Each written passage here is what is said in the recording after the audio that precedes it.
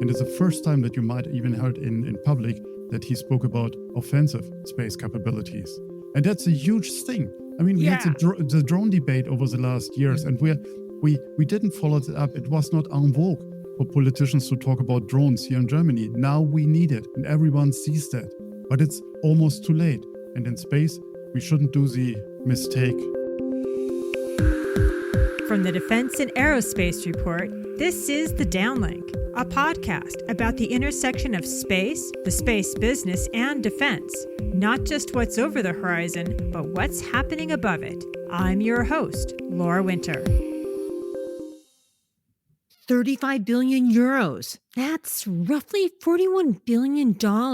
That's more money than what the Trump administration wants to spend in 2026 on the U.S. Space Force and the down payment to kick off the space-based parts of the Golden Dome program combined. That $41 billion, that's the amount Germany's Minister of Defense Boris Pistorius is going to spend on German military space systems by the end of this decade. Because, as the minister said, it's the behavior of both China and Russia in the space domain. Minister Pistorius recently made this announcement at the Third Federation German Industry Space Congress in Berlin. In his speech, the minister called out China specifically for using its satellites to conduct rendezvous and proximity operations around two Intelsat satellites that the German military, the Bundeswehr, uses. This is nothing short of huge space news in Germany, which we should remember is a NATO member with a population of 83.5 million people. And only about 360 kilometers or 224 miles separates its borders from the Russian enclave of Kaliningrad. In fact, Germany has seen an uptick in the number of unidentified drones flying above the nation's critical infrastructure.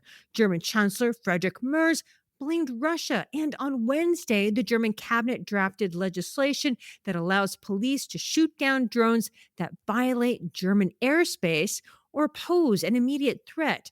Parliamentary approval is expected. Also on Wednesday, the Bundestag approved the additional spending of $8.1 billion on a list of defense acquisitions. At the top is the purchase of 20 Tranche 5 Eurofighter jets. So what's going on here? What's behind these developments in Germany? And to understand why we should pay attention, we have Antje Nötzold and Torsten Kriening. Here's our conversation. Hey, Antje, it's great to have you back on the podcast. Hey, Laura, good to see you again. And Torsten, I'm so happy you're here because I have wanted you on the podcast for a very long time. Welcome to the Downlink. It's my pleasure, but what held you back? Just having the right opportunity, but it's been a really interesting year here in the United States in terms of space and defense. So this really was kind of like the first opportunity. So great to have you. Thanks. No, pleasure is mine. All right. Now, before we jump into this very meaty subject, we need to do a round of introductions. And the audience needs to know a bit more about you, or in Antje's case, reminded. We need to know what you do and where you do it. And Antje, show Torsten the ropes. Why don't you start us off? Thanks, Laura. Yes, I'm Antje Nötzold, and maybe it's not only a reminder, it's also an update as I changed my job, and I'm a senior researcher at the research project Support for Arms Control in Space at the University of the Armed Forces in Munich in Germany. Fantastic. Congratulations. Isn't that great news, Torsten? Absolutely, and well deserved. And Torsten, I am so happy to have this opportunity to finally have you on. So please take a moment and introduce yourself and SpaceWatch. I'm Torsten Kriening, CEO and publisher of SpaceWatch.Global, and we try to inform the world about space stuff. So from geopolitics to space exploration to the nitty-gritty things. And how long have you been doing this? We are in operations for 10 years. We just celebrated our 10th year of operations, and plus 2-3 years ahead of that. Yeah, it's quite some time. Right. And there's a website that's SpaceWatch.Global. Global.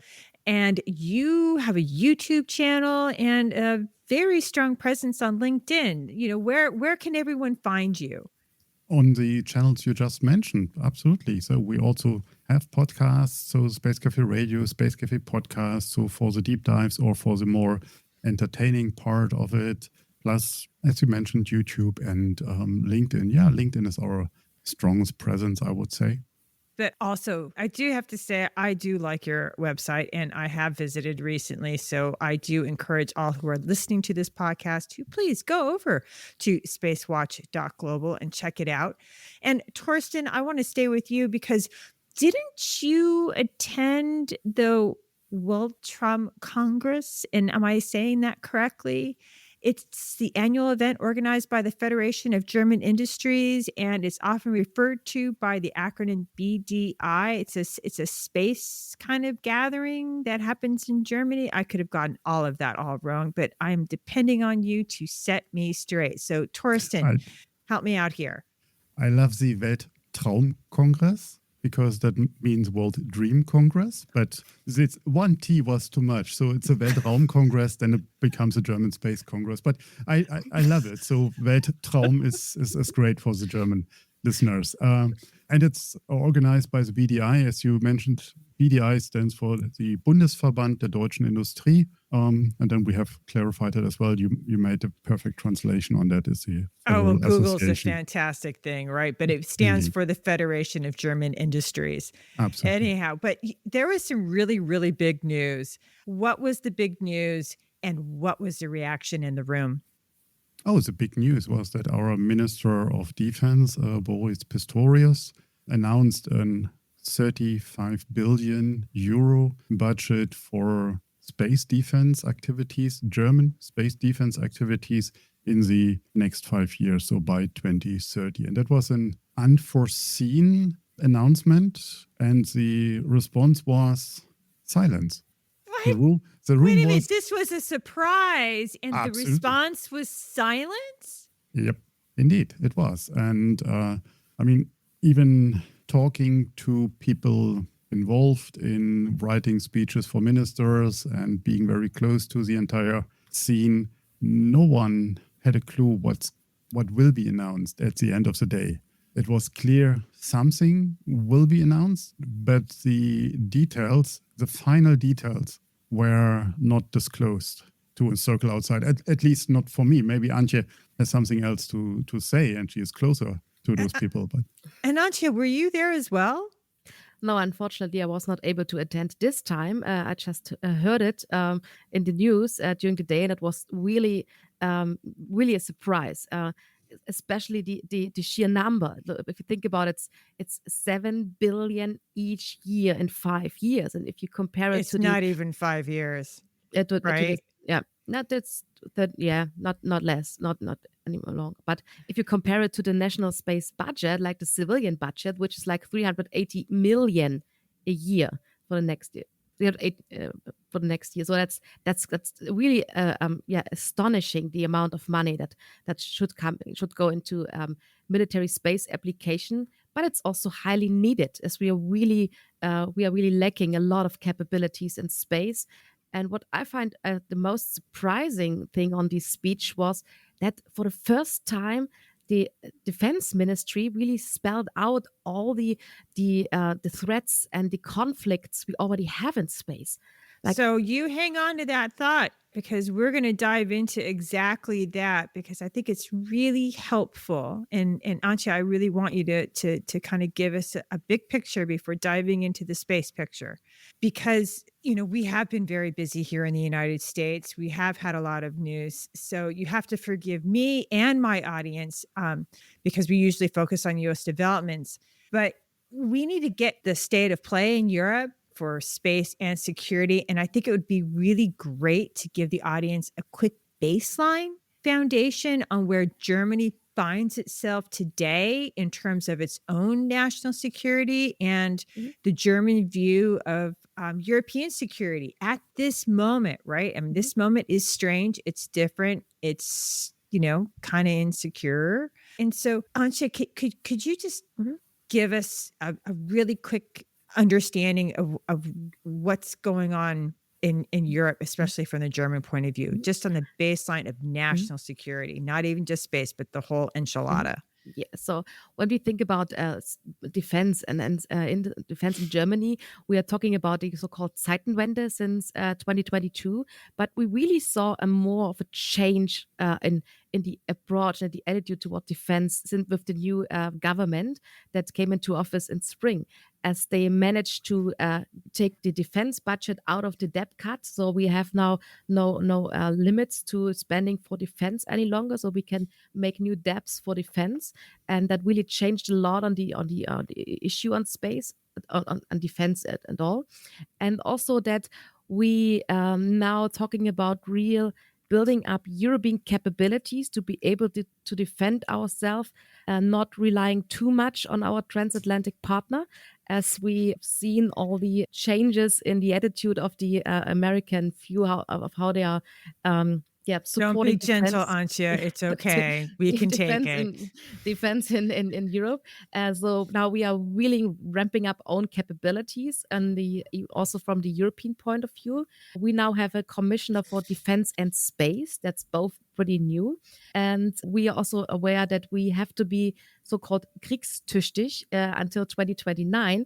That's Which meaning means which means being able to fight a war. You can translate it this way, which was also announced by the Boris Pistorius, the defense minister, as we are really planning or really assessing that Russia might be able to attack NATO territory by 2029, assuming that Russia will stay in conflict, or if we have like a case fire, then it might even be before 2029. So we are really see the urgency now in Europe, and also this time in Germany, to ramp up and to start having our own defense capabilities, being able to defend ourselves. right. And Torsten, I'm going to toss this to you though, but Antje, jump in, at will as well. But let's focus on space and German security concerns, right? Defense Minister Pistorius pointed out in his speech at BDI that Russian satellites were conducting rendezvous and proximity operations near Intelsat satellites. That's Germany's military satellites that it uses, probably for communications and other things. And you, in particular, have attended a number of background briefings with the Bundeswehr. What's the German military worried about in space? What is that foundation, that baseline? Like, how are they seeing space and security right now? I would say it starts with, as you mentioned, the RPO activities that we see by the Russian satellites.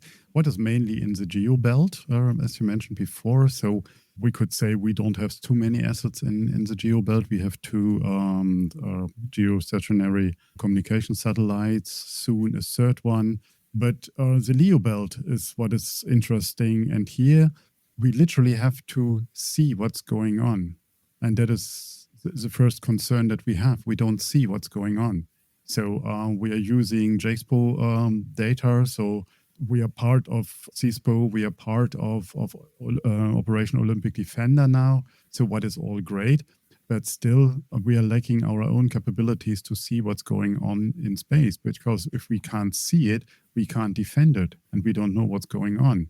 But why does Germany feel the need that it needs to have its own capability to do that? I mean, it's got lots of friends that are spacefaring nations that have these things, and you're part of the NATO alliance. So what's driving Germany's underlying desire here? Independence, and not German independence. It is European independence, or sovereignty, as you might heard it earlier in the year by Commissioner Kubilius or Ursula von der Leyen or so. So that is the big thing at the moment. And consequently, what you saw last week is just one step, one milestone into that direction, that we put budgets together to build up our own capabilities. Are we there today? No, we are not. We are depending on launchers. We are depending on SSA capabilities. We are depending on so many things, but we are taking this ball now, or this baton, and start running. And we are running with I think, long legs now. All right. So let me just further this on. And is this kind of like an awakening? Would that be a proper way of seeing it? Because I have to say that from the American point of view, and as one who used to work in the NATO Europe office in the Pentagon, I mean, yeah, there was a view that Europe, Germany included in that mix, kind of needed to wake up and maybe, take on some of these things. And when I look at the minister's speech, what he laid out in that, I mean, that's kind of the overall take that I got from it. What in his speech really stood out most for you? His clarity, the clarity of his words, because as a minister, usually you give a very broad statement of things. But he mentioned what we wants to do from hardening satellites, ground stations, and so on, what he wants to build, what his aim is, and who he includes in that. So, and he said very clear that Germany will not do that just for Germany. Germany will integrate its capabilities into European and into the NATO allies, but as a strong partner, as a strong contributor to that. We had over the last years, and you mentioned, you asked the question, what happened in the last years when you have been in the NATO office? Over the last years, over the last decades, we had peace in Europe. We lived from the so-called peace dividend that also brought us in a situation that we didn't put money. It was not en vogue to put money into the armed forces. And that brought us to a situation that we even had almost in unfunctional, and I know that's a hard word, military forces. But that will change with the start of the Ukraine war or the Russian invasion in the Ukraine. We had 100 billion spending into military equipment. So, and what Antje mentioned, this Zeitenwende, that came up, and it's a huge word. You have to explain what it means. Yeah, time change. It's if you would translate it, or Wende is something that we use in Germany for the time when East Germany fell, when the wall fell. So a dramatic change in something in the political environment. That's what we call a Wende. And here we change times radically. The entire perception of what is the value of a military forces, that is now redefined, driven by the necessity to have a strong capability to defend ourselves. And I think Antje can take over from here. Yeah, and I think that's the point. We see it now with this speech. We see that we have this. We should have this change also in space. So that's we had the Zeitenwende in regard of the whole defense approach and industry in the last 3 years, you could say, but. Space was a kind of excluded in all these, and also in the public announcements. So what me find most astonishing on the speech was that he really tried to explain what's happening out there, that we already have the conflict out there, that we have war fighting out there, and how important space is. It's important not only for, we had like this very civil, romantic, explorative view of space in Germany, and no one was really aware of all the conflict and also the strategic dimension of space. So space is a kind of we have war through space, war fighting through space. The big nations preparing for war fighting in space. We see like he mentioned these maneuvers of satellites that are demonstrations of capabilities. And so we must be able to not only to realize them, but also to come to really defense capabilities. Not only being aware what's happening, that's the first step. Torsten mentioned that we need to have an independent capabilities to be aware what's happening out there. But then we have to go a step further and being able to act in space. That's also part of this new approach that the Defense Ministry now has on space. That's something that the German Space Command was longing for since years, that they want to be able to also be acting in space, defending, offensive and defensive. You definitely keyed in on a lot of the points that I also found really interesting from his speech/announcement. And what I also found really interesting was not just the pointing of the finger to Russia and its tactics around the Intelsat satellites, but what I found really interesting was what you just said about these formations and the analogy that he made about it, that if you were just to, change out satellites and put in fighter jets, you would see it as, military exercises at the very least.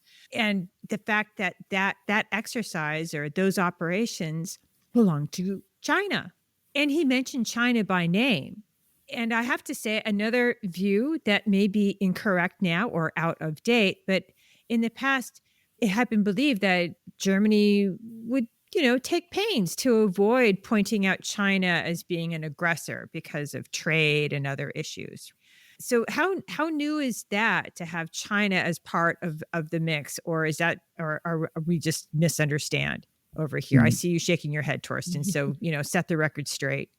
No, we came over that sentiment to be nice and friendly toward China. So we're giving out really clear statements, and yes, it might affect our trade balance with China, but so it did with Russia in the Ukraine war. I mean, don't forget, we cut off completely our natural gas deliveries. That was a huge hurdle for Germany to come over it, but we did it.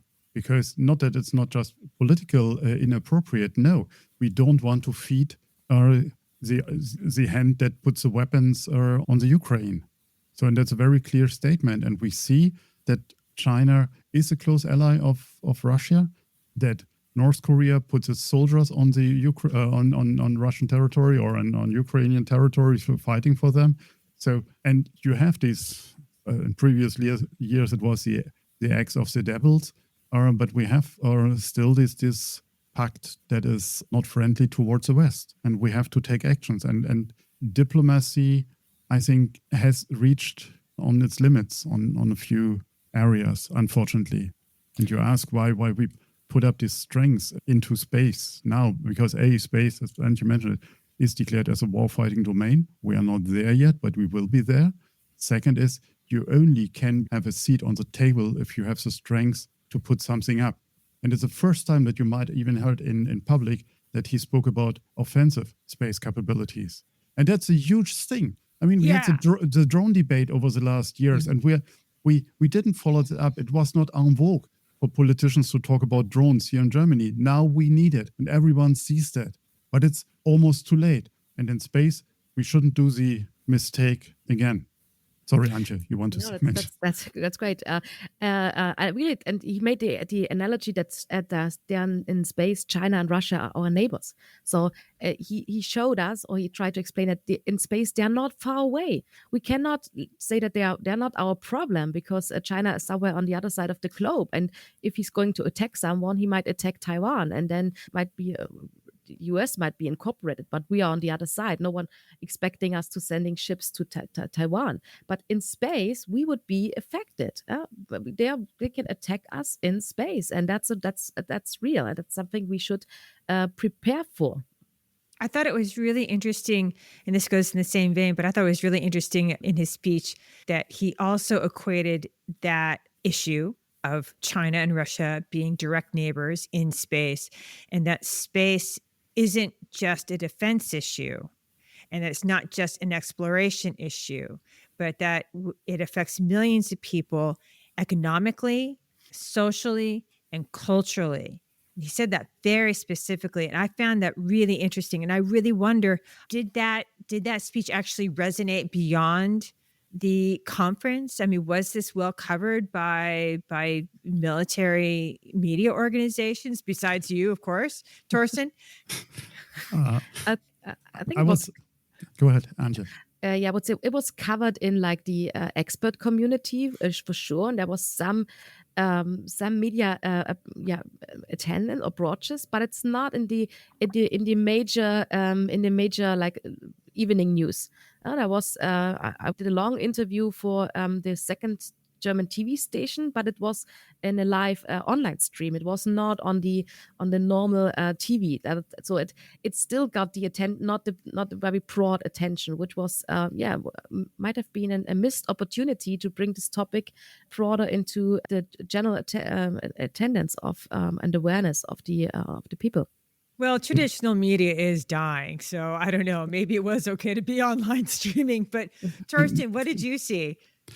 As Antje mentioned that already, the mainstream media was invited by the parties. And But AP was there. I know that. Reuters was there for sure. yeah, but But German media, German mainstream media was invited as well, and they didn't come. So I got a call the day before to say, "Hey, Torsten, be there at 1400 to listen to the speech. It might be very interesting to cover." I mean, they reached out, and yes, we are part of this echo chamber, yeah, but we make slowly our way out. So many of the print magazines put it up, but it was definitely not in the 8 o'clock main primetime news. Unfortunately, I mean, I watched it. I said, I want to see that. I want to see, because it was a historic speech. It was something that was compared to Kennedy's speech. Okay, we're not going to the moon and back, but that is, I mean, you have to live up to the standards, you know. But at least for us, it was, I mean, we had historic speeches in our history, but we don't want to repeat them. So we try to leverage them as well. So, well, new kinds of historic speeches are always welcome from Germany, right? But going along with this, something that the minister asked for that I also thought was really interesting was that he specifically said that this needs to be an all-of-government effort. But the way that he immediately then followed on was that he named, the commercial space sector, then the civil space as in government space sector, that would be the space agency, and then the military. So to me, that seems more like a whole of nation effort as opposed to just a whole of government. But here's the catch. It's the Bundestag, and again, correct me if I'm wrong, but that actually allocates money, right? That actually has to sign off on or draft a budget and pass it, and then it has to make its way to actually becoming law. Sort of similarly to us here in the United States, but hopefully your legislature works better. How do you think this is going to be received? Do you think this is actually going to happen? Do you think the Bundestag is going to sign off on this amount of money, which here in the US is roughly $41 billion? That's 35 billion euros. yes, they will. Mm-hmm. Yeah, I would agree too. So very, very clear. And it's as you mentioned, or as it was said earlier, in January, we changed our constitution exactly for this moment. And yes, we are putting debts on our children or grandchildren's shoulders. Absolutely. But how long do we want to wait? Until Putin is in Warsaw or in Frankfurt Oder or back here in my backyard and at the doorsteps of Berlin? So what we see at the moment is absolute frightening. And it's not 10,000 kilometers away like for you. For us, it's just 1,000 kilometers away. So I calculate what a missile needs to reach this distance. It's not a long time. So, and we have to prepare. We don't want the Russians back in Germany. So, Antje, let me follow up with that. Taking a different sort of tack, right? It's about money. So, what space technologies then should Germany's military focus on spending its money for development? And this is assuming that the 35 billion euros is approved, just like you've just said. So okay, let's say you get 35 billion. How do you deploy that? What do you use it on? What is it that Germany really needs, like first, second, and third? Because it's a whole basket of stuff, right? Yeah, so the wish list of the Space Command, you can say, is a kind of, they want to have also a smaller LEO constellation. As we heard that we have SATCOM only in geostationary orbit, so it's not very flexible. So they want to have additional constellations, maybe multi-orbit satellites to be resilient. To have resilience, to have being able to also launch new assets. They want to change the whole attitude back from these very individual long-term solutions to more off-the-shelf products, being able to react in time, as I said, resilient, being able to also have the possibilities to act in space, kind of like inspector satellites to be able to also see what's going on in space, like observation in space also. Also to protect the assets we have. The assets, we don't have many satellites. We have 10 military satellites in the whole space, but we are not able to protect them at the moment. They are blind out there, so we don't know what's going on around them, except from Earth. And here also we depend on cooperation and on data. And also they want to change the culture, going back from a culture of perfection, being risk averse, as turning around every euro twice to see if it's spent in a perfect way, being more flexible, being risk tolerant. As it's always said, now we have the money, but we don't have the time any longer. So that are things that need to be changed in the whole attitude, in the whole risk management culture. And then, as I said, the assets, they want to have to see what's going on in space and also be able to act and become resilient. All right, Torsten, you've been covering this for a long time. You've been seeing the German military and also the German Space Agency. And I think what Antje just said is really, really important. We suffer similar issues here in the United States about perfection. In fact, the U.S. Space Force Chief of Space Operations, General Saltzman, he said the same thing. We can't wait around for perfection. We need to actually just get after what can be used for the fight tonight, right? So that's a very forward-leaning statement. But when it gets to perfection, I mean, I hate to say this, but yeah, Germans kind of make really, really good, perfect stuff. Yeah, Can you actually make that cultural shift? Can Germans say, right, we're going to take a risk and go with the 85% solution? No, because we are Germans. I mean, we have this perfection thing still in the genes.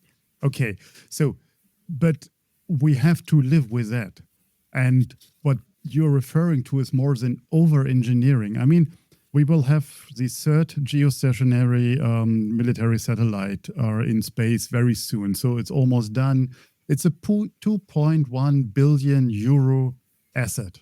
That's a lot of money. It's a big bird. It's one of these classic big birds that you put up. It's a great target. Absolutely. It's one great target. Absolutely. As you said. So we have to overcome the strategic, the architectural issues here. And as Antje mentioned, we will test, try, repeat, try it again, and then have our architecture in place. This is a multi-domain architecture, a multi-orbit architecture. It will be multi-capabilities. So it will not be the one-fits-all satellite for ISR, for optical communication, for God knows what. Yeah, and plus exploration and brew a coffee in space. No, it will not. It will do its dedicated tasks, and that will be good, and it will be part of an architecture. So can we spend 7 billion today on space assets here in Germany? No, we can't, but we will be there. And the point is, and that's something you did not mention, he did not say we buy Germany only. No, we buy Germany, we buy Europe, or rest of the world, allied nations. So I was going to ask a question. We do not want to reinvent the wheel again. We have done it over the last years. And yes, one bottleneck and one Achilles heel will be the procurement. Yes, but we will have to find a solution to meet the targets in time. Otherwise, we are stuck in the bureaucracy, and that's something we can't afford anymore. And you mentioned before the DLR. They will play a vital role. At the moment, the DLR has 2 satellites RFPs out, and both are now closed. And both are defense-oriented.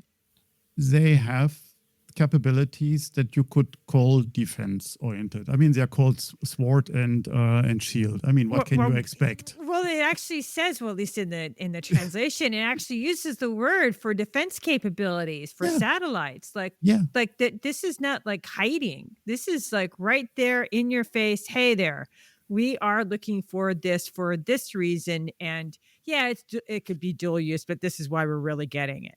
It's for the military. Call it transparency.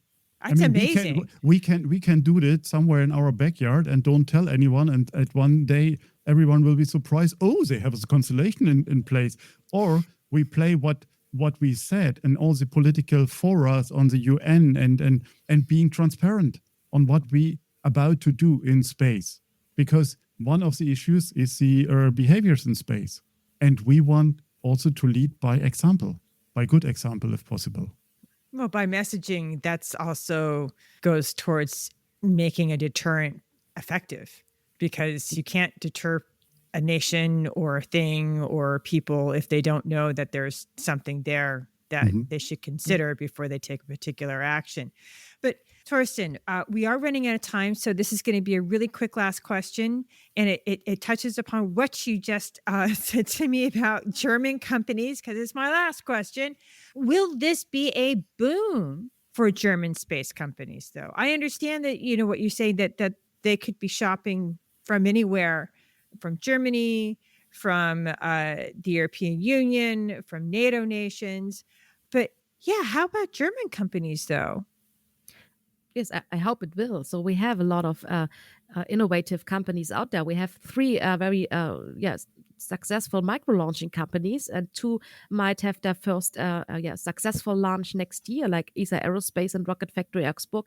We also have a lot of startups. Every time I'm in a conference or anything, I met a lot of interesting startups thinking about Earth observation, space situational awareness in space, for example. So a country of engineers, you can say. So there are a lot of innovative ideas out there, and hopefully they will now receive some more money to foster their ideas, and also to expand the German new space sector. And Torsten, aren't there a number of foreign space companies coming to Germany, or saying that they're going to establish satellite factories in Berlin? I mean, you're referring to the Planet announcement also on that day when they announced their Pelican manufacturing in Berlin. But that's more to fulfill the contract that they signed already with the German government earlier this year. And maybe they're just early adopters. Yeah, I mean, that they could see the writing on the wall is what I'm trying to say. That they could, see ahead in time. I want to bring some clarity and some numbers in when it comes to market size that we have in Germany. I mean, I think we call in Germany less than 150 companies in the space sector, small, bigger, and a handful of LSIs with Airbus and OHB and Thales maybe. So that employs about 10,000 people only out of the 86 million that we have here in Germany. That's the entire German space sector. So will there be a boom? Of course there will be a boom.